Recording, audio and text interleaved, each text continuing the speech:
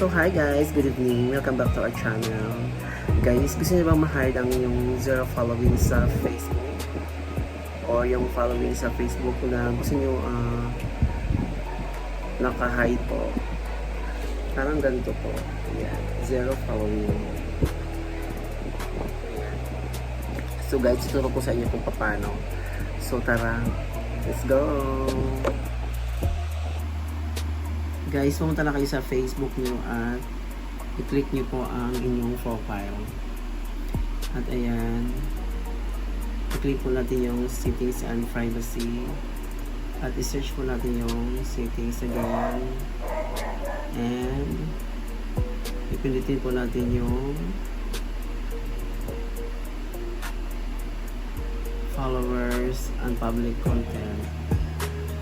At ayan, ito po yung pipindutin natin. Ayan. Kailangan naka-only me lang siya guys para ma-hide po natin yung ating following.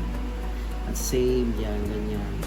And back natin guys para makita natin talaga kung naging zero na ba talaga yung following natin. Ayan, pindutin natin. Ito. Kasi yung nakalagay po dyan is 5.1k following. So, review us natin guys. Ayan. So, look at guys. Zero following na po siya. Naka-hide na po siya. So, napakasimple lang po. Ganyan po ang ating gagawin guys para zero following. So, that's it. Yun lamang po. Thank you for watching my vlog.